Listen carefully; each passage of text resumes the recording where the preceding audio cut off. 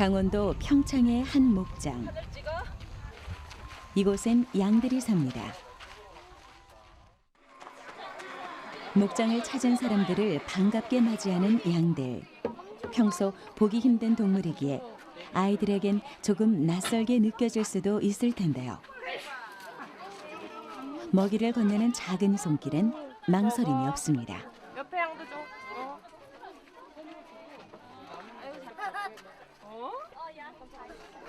아이도 어른도 복슬복슬한 양들과 가까이 마주하며 즐거운 추억을 만들어 나가는데요. 이곳을 찾는 이들에게 도시에서 볼 수 없는 더없이 푸른 자연과 동물들과의 추억을 선사하는 건 산지 생태축산의 여러 기능 중 하나입니다. 산지 생태축산이란 사용하지 않는 산지를 활용해 초지를 조성하고 가축을 기르는 것으로 환경과 농가 소득을 동시에 고려하는 친환경적이고 지속 가능한 축산 형태를 말합니다. 깨끗한 환경에서 건강한 가축을 기르고 안전한 축산물을 생산하려는 것이죠. 산지생태 축산 농장은 13년도부터 농식품부 정책 사업으로 시작한 사업인데요. 국토의 70% 정도 되는 유유산지를 활용하여서 자연 친화적으로 가축을 방목하면서 키우는 축산업입니다. 친환경적인 요소하고 환경보존인 요소가 결합돼서 현재 지금 축산업에서 문제시되고 있는 질병 문제나 사료값 폭등이라든지 이런 문제를 해결할 수 있는 21세기형 축산업 모델이라고 할 수 있습니다.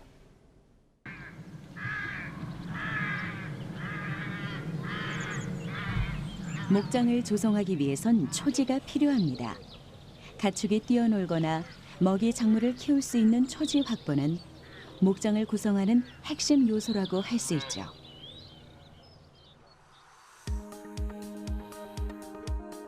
하지만 우리나라의 국토의 67%가 산지로 이루어져 있기 때문에 초지로 이용할 수 있는 대지 면적이 적습니다. 때문에 산지를 활용하려는 건데요.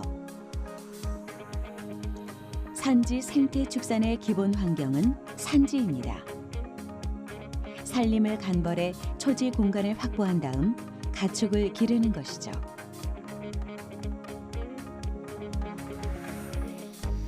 수입 사료에 의존하고 있는 우리나라 축산 시스템의 경우 국제 곡물 가격 상승으로 인한 농가의 사료값 부담이 가중될 수밖에 없는 실정인데요. 유휴 산지를 이용한 초지 조성과 가축 방목의 활용은 연간 2,500억 원 이상 소요되는 배합사료 비용을 절감시킬 수 있을 것으로 기대되고 있습니다. 우리나라 그 가축은 이제 크게 나눠 보면은 한우, 그다음에 젖소, 또 사슴 이런 종류가 되는데 이런 것들은 이제 반추 가축이거든요.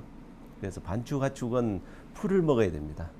또 풀을 먹고 또 많이 뛰어다녀야 된다 하는 그런 측면에서 우리나라 그 산은 많이 있기 때문에 거기다가 그 목초 씨를 뿌려서 초지를 조성하게 되면은 이 한우 젖소들이 방목을 하면서 뛰어다니면서 풀을 뜯어 먹음으로써 사료비를 절감할 수 있습니다. 지금 현재 한우 젖소 같은 경우는 사료비가 한 56%가 사료비로 들어가거든요. 근데 이 초지를 조성해서 방목을 한다 그럴 경우는 그런 문제들을 많이 절감할 수 있어서 앞으로 이 축산의 경쟁력이 있지 않겠냐는 예측을 해보고 있습니다.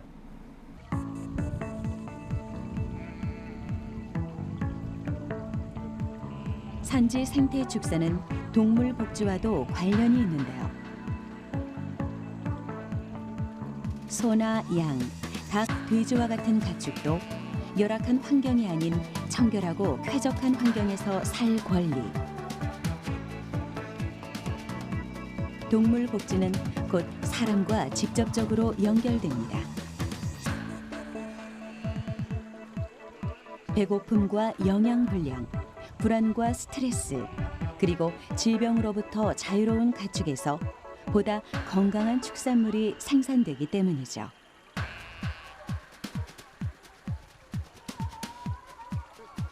환경과 가축, 그리고 사람을 동시에 고려하는 축산 시스템은 지속 가능한 축산업을 만들어 나가는데 꼭 필요한 요소입니다. 국내 축산업은 규모와 전업화 등 양적 위주의 성장으로 수입 곡물 사료의 의존도가 높고 환경 및 질병 문제가 유발되고 있습니다. 한편으로 소비자들은 안전 축산물, 동물 복지 등을 요구하고 있으며 축산 환경에 대한 외부 규제도 강화되고 있습니다. 이러한 축산업의 위기를 극복하고 친환경 축산을 하기 위해서 산지 생태 축산의 필요성이 도입하게 되었습니다. 산지 생태 축산의 또 다른 특징은 관광 콘텐츠와 접목이 가능하다는 점입니다. 높은 산지에 조성한 목장은 지역의 우수한 경관과 환경 요소를 포함하고 있죠. 이를 통해 관광과 동물 체험 프로그램을 설계하고 산업 콘텐츠로 활용할 수 있는데요. 이를 6차 산업이라고 합니다.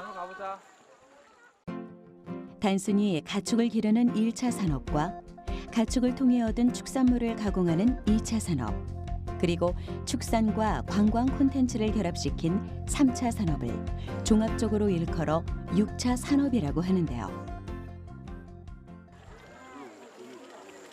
미래형 축산이라 불리는 6차 산업의 실현은 축산 농가의 소득 증대와 지역 경제 활성화로 이어질 수 있어 세계적으로 주목받고 있죠. 산지 생태 축산은 자연 친화적이고 그다음에 도심에서 벗어나서 누릴 수 있다는 큰 장점이 있습니다. 생산자 입장에서 보면 사료비를 절감할 수 있고 그다음에 그 산지 생태 축산 농장 자체로서 자산 가치로 인정받아서 부가가치를 창출할 수 있습니다. 소비자 입장에서 보면 어린아이들의 경우에 정서적인 안정감을 줄 수 있고 그다음에 도심에서 체험하기 어려운 것들을 체험할 수 있다는 이점이 있습니다. 그리고 어른들 입장에서 보면 도심에서 지치고 힘든 마음을 힐링할 수 있는 공간이 될 수 있기 때문에 6차 산업의 트렌드로 자리 잡고 있다고 생각합니다.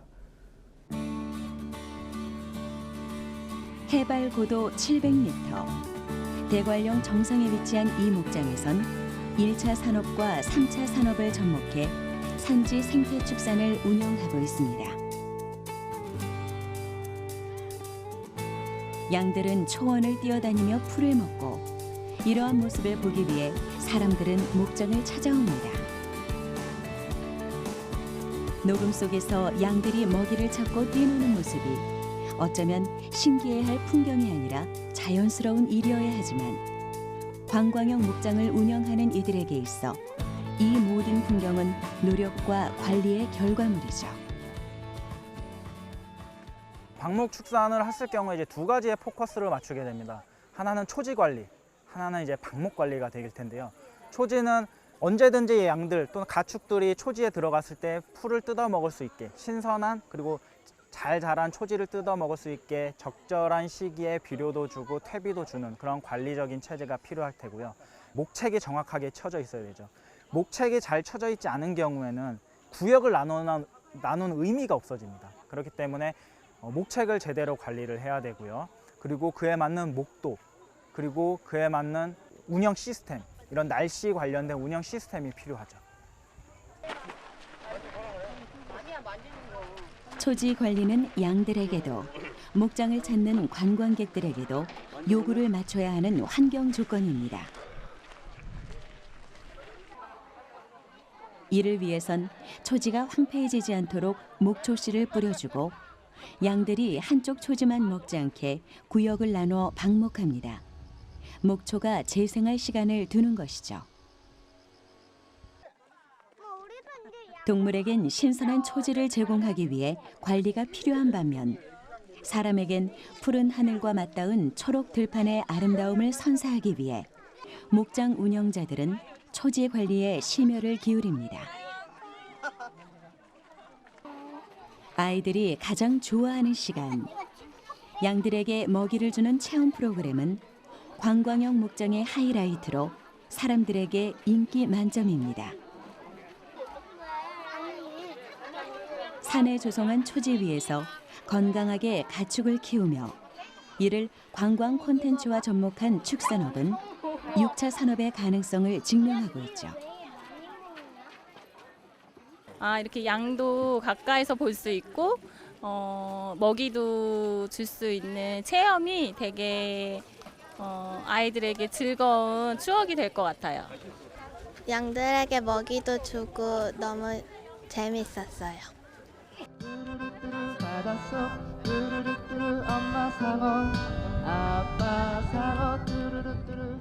산지 생태 축사는 입지적 특성상 지역 주민들과 상생하는 하나의 장이 될 수 있습니다. 일자리를 창출하고 목장과 지역 인프라를 연계해 문화적, 경제적 활성화를 이끄는 것이죠.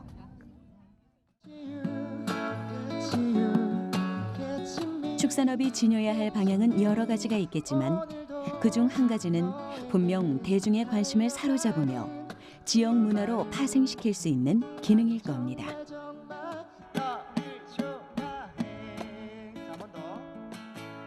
대도시에서 이제 제조업 중심의 사업 같은 경우에는 혼자만의 힘으로도 이제 갈 수가 있지만은 저희 같이 이제 시골에서 이제 사업을 운영하는 사람들은 지역민들과 함께 갈 수밖에 없습니다. 그분들의 도움이 필요하기도 하고요. 기본적으로 대관령이라는 자연 환경 그리고 이런 것들을 활용해가지고 사업을 운영하기 때문에 이것을 평창군 또는 대관령 면에 환원하는 것도 중요한 사업의 일부라고 생각을 합니다.